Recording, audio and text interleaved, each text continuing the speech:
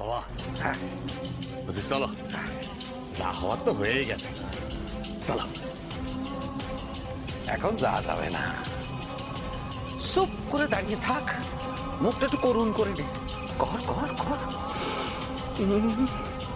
যদি এখন চলে যাই সবাই সন্দেহ করবে, চোখ দিয়ে 2 ফোঁটা জল বার কর। আয় আয় তাড়াতাড়ি আয়, দেখ কাটি। হ্যাঁ আমি চারটাকে এভাবে ছাড়বো, দড়িটা বাঁধা থাকবে। তুই ওদিক থেকে টানবি, আমি এদিক থেকে টানবি। তুই ওদিক থেকে টানবি, আমি এদিক থেকে টানবি। বুঝেছিস? ওদিক থেকে এখানে দাঁড়িয়ে আছো মানেটা কি? তোমরা তোমরা সাপ ঢোকাওনি স্টেজে এখনো? না, সাপ তো এক্ষুনি নিয়ে এলাম।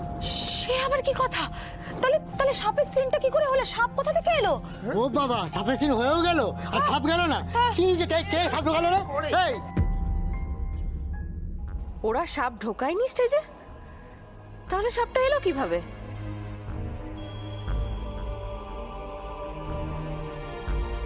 এ কি, গা তো একেবারে বরফের মতো ঠান্ডা।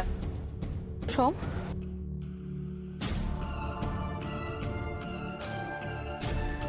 সর্বনাশ, এই যে বিষাক্ত সাপের কামড়ের দাগ, তার মানে স্টেজে যে সাপটা ছিল সেটা নকল নয়, আসল সাপ। ওই জন্যই সোম নিজে থেকে এসে আমার কাছে দাঁড়ালো, আমায় আড়াল করতে গিয়ে। না হলে তো সাপটা আমায় কামড়ে দিত। আমায় বাঁচাতে সোম নিজে সাপের কামড় খেলো। সোম, সোম চোখ খোলো, সোম, সোম, সোম চোখ খোলো, চোখ খোলো, সোম আমার দিকে দেখো, চোখ খোলো। ওকে সত্যি সত্যি সাপে কামড়েছে, সোম কি সত্যি সত্যি সাপে কামড়েছে?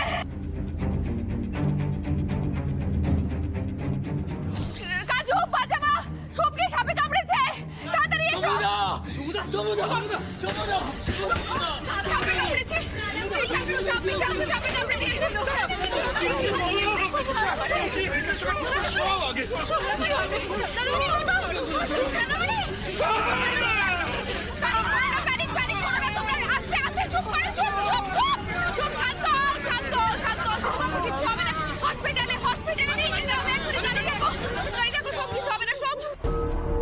বাবা বলছি, সাপুরিটা কোথায় গেল খুঁজেই তো পেলাম না। আসনি, ভালোই হয়েছে। বেটা এখানে এখন না থাকাই মঙ্গল। গাড়ি এসে গেছে, গাড়ি এসে গেছে, গাড়ি এসে গেছে।